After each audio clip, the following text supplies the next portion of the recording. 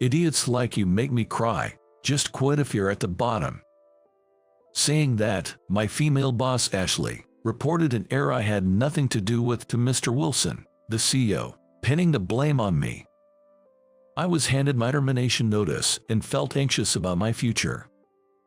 Finding a job as a middle school graduate seemed next to impossible. Then, a few days later, I received a call from Ashley, the very person who had framed me. "My name is Michael. I work in sales at a food manufacturing company. I've been with this company since graduating from middle school and am about to celebrate my 10th year of working next year." In an era where even high school graduates can feel insecure about their educational background, there was a reason I chose to work instead of going to high school. I lost my parents in an unexpected accident when I was in the 3rd grade. I have a younger sister, and following that incident, we were both taken in by my aunt, my mother's sister, and her husband. However, my sister Emily and I frankly disliked our aunt and uncle because they disliked us. After our parents passed away, there was a discussion about who would take us in. Since my father had no siblings and his parents were also deceased, it naturally fell to my mother's side of the family. My maternal grandparents were set to enter a nursing home, so it was decided that my mother's only sister, our aunt, and her husband would take us in. While my aunt and uncle mourned my mother's death, they did not pity us. Moreover, on the way to their house, they told us in the car, "Just so you know, we really don't want to take care of you. Don't expect to live as freely as before." While my sister was still in kindergarten and might not have understood these words, I was already in the 3rd grade and old enough to grasp their meaning. True to their word, the treatment we received was completely different from their biological son, Jack. We never got birthday presents as a matter of course, not even a cake. For Christmas, while Jack received expensive gifts like gaming consoles every year, Emily and I only got a notebook and a few pencils. I was aware that the fact that their biological son would be favored, but my sister, who had just started elementary school, was visibly shocked. Then my aunt said, "What? Got a complaint? Be thankful for what you get, you freeloaders." Being called freeloaders after losing our parents and being taken in by our grandmother, who was at least related by blood, was truly hurtful. At times like these, my heart ached so much I felt like crying. My sister Emily endured these tough times well, but occasionally she couldn't hold back her tears, always making sure our aunt didn't see her cry. I just wanted to somehow save my sister. With that thought, I made up my mind one day in my 2nd year of middle school. "Emily, once I graduate middle school, I'll start working. Then we can leave this house next year. Just hang in there a little longer." And so came my 3rd year of middle school. I called my aunt and uncle to the living room and shared the promise I had made with Emily. "I've decided to start working after graduation, but you two are the only family I can rely on, so I'd like to ask for your consent and to be my guarantors," I pleaded earnestly. Their response came quickly. "Fine, that's the least we can do. Take your sister with you. It'll be a relief for us to have you both out of the house." Though their consent was laced with sarcasm, I was relieved they agreed. Afterward, with the help of Mr. Riley, a teacher at school, I started searching the job. Being a 15-year-old middle school graduate, I didn't have many job options, but I couldn't compromise on salary because I needed to support Emily. The job hunt was challenging, but by focusing on sales positions where I could earn incentives based on the number of contracts, I managed to land just one interview. I approached that interview as if my life depended on it, and my passion must have come through because I was offered the job. It was tough, but finally, we could escape those hellish days. Emily was thrilled. I even informed my aunt and uncle about the job offer, but all they did was scoff, saying, "I can't believe there's a company that would hire someone like you." They couldn't even muster a fake congratulations. The day after the graduation ceremony, we started our new life. At my new job, the early days were indeed challenging. Being a middle school graduate, I struggled to gain trust and secure contracts, fighting an uphill battle every day. However, I was fortunate with my colleagues. Thanks to the support of them, I gradually increased the number of contracts, and the trust from our clients began to grow. As I started securing more contracts, the incentives, which were the reason I chose a sales job, increased, and so did my income. Our previously tough life started to have some breathing room, and Emily and I began to enjoy happier days. My main goal, besides making Emily happy, was to ensure she could go to college. Having experienced the difficulties of job hunting and working as a middle school graduate, I didn't want Emily to go through the same. To achieve this, I knew I had to earn more. With that strong determination, I continued to work hard and excel at my job. During this time, a woman named Ashley transferred to my department. I'm Ashley. I look forward to working with you from today. My first impression was that she was a beautiful and polite woman. And Ashley became my boss, the youngest person in this department. Working with a beautiful woman seemed great at first, but that feeling was short-lived. Can't you even do this much? Typical of a middle school graduate. So slow. This is why the low-educated person is a problem. Although it was my fault when I made mistakes, Ashley would always add the word middle school grad to belittle me. Yet, despite being only 4 years out of college, she was so competent that she became the department head. Not just me, but even the more experienced employees couldn't give her orders. Whether it was due to the environment or just her personality, Ashley did whatever she pleased. If she disliked a client, she dumped them on me, and despite my gradually increasing contract numbers, which were by no means poor, she'd scornfully say, "Bring in more contracts, you failure." Moreover, she only went to major clients and took all the good jobs for herself, causing trouble for the other employees too. Since Ashley's transfer, the department's atmosphere had been getting progressively worse. The damage even extended to the administrative staff. She was particularly harsh on a female admin named Melody. She was dumping a huge amount of work on her without sharing it with other admins and making her redo tasks for unreasonable reasons. Feeling sorry for what I saw, I once offered to help, only for Ashley to berate me, saying, "You can't even do your own job properly, and yet you're meddling in others. If you have time to spare, bring in more contracts." It's troublesome how middle school grad only think with their emotions. I was utterly defeated by her harsh words. Although the warm and friendly environment was gone, I clung to my work for Emily's sake.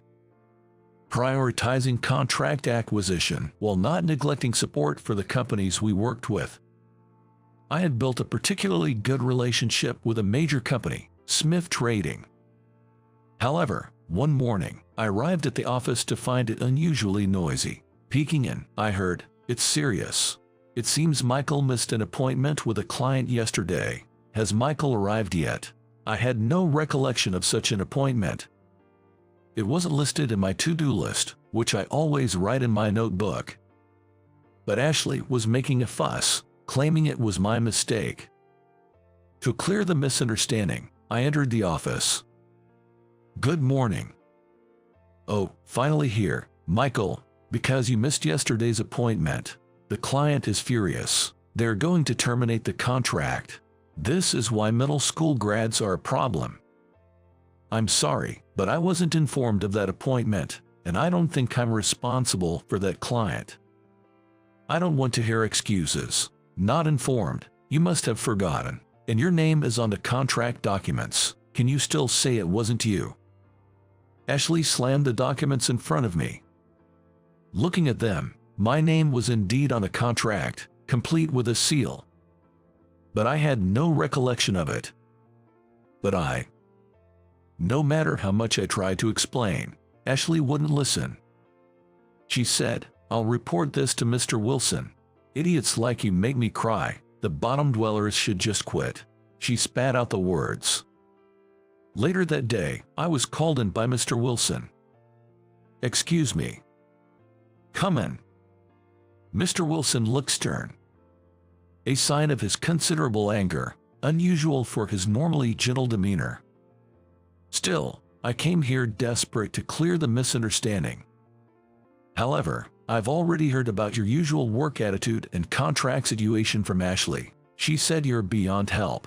This morning, you forgot an appointment with a client and caused trouble, insisting it wasn't your fault. Not only are we losing one of the few clients we have, but you're also causing trouble for other employees, making the workplace atmosphere worse. Our company usually hires only high school graduates, but we made an exception for you because of your enthusiasm. I feel betrayed. It seemed Ashley had fabricated stories not just about this morning, but about my work attitude as well. The one with the bad attitude and ruining the workplace atmosphere was Ashley, not me. But for now, I had to explain this morning's situation. Mr. Wilson, there must be some mistake about this morning. I wasn't in charge of that company, nor did I have any appointment scheduled. Then how do you explain these documents? With that, Mr. Wilson presented the documents that Ashley had shown me earlier, which I didn't recognize. I don't recognize these documents either. Although the number of contracts I've secured is small, I remember every company I've worked with. I see, understood. I was relieved for a moment. But then, I was abruptly told, you're fired. What? A person who can take responsibility for their own mistakes isn't needed here. Are you suggesting that Ashley fabricated these documents? What reason would she have to do that? Even if I were to believe you, do you have any evidence? Evidence? I was left speechless. It's a shame. And so, I was fired from the company due to a mistake that was framed on me. When I returned to the office to gather my belongings, I caught Ashley's eye. She was smirking.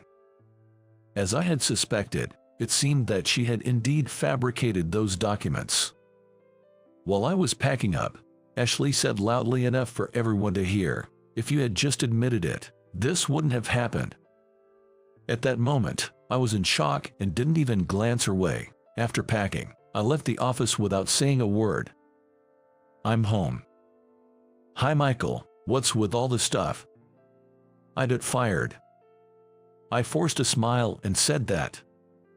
But seeing Emily's face made all the emotions I had been holding back explode, and I broke down right there. Emily, I'm sorry. Without saying a word, Emily stayed by my side, comforting me until I calmed down.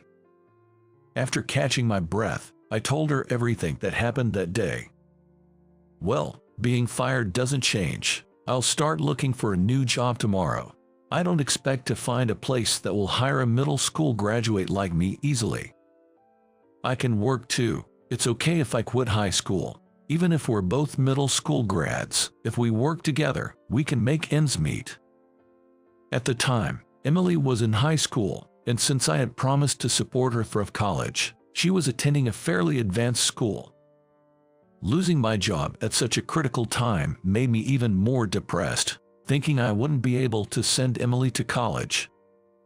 As expected, finding a new job was difficult. I was mostly rejected at the resume screening stage, and during interviews, being fired from my previous job became a major issue, leaving interviewers with a bitter taste. Then one day, I received a call from the company I had been fired from.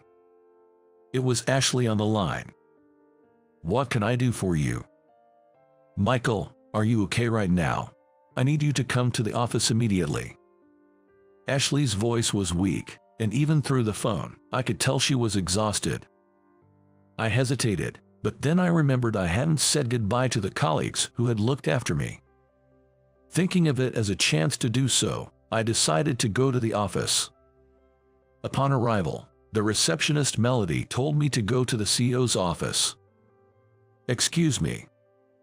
Inside were Mr. Wilson, Ashley, and a distinguished-looking man who was clearly someone important. Thank you for coming. This is Mr. Johnson, CEO of Smith Trading. Smith Trading was the company I had good relations with. But it was my first time meeting Mr. Johnson, so I hadn't recognized him. I see. My apologies. I'm Michael, and I was in charge until recently. Mr. Johnson came here wanting to cancel the contract if you weren't in charge anymore. I see, but I'm no longer with the company. Then Mr. Johnson, who had been silent until now, finally spoke up. Your father, Ken, worked tirelessly for us and single-handedly turned our struggling company around. We were shocked to hear of his tragic accident. When I found out that you were in charge of our account, I was truly surprised. How did you know about me?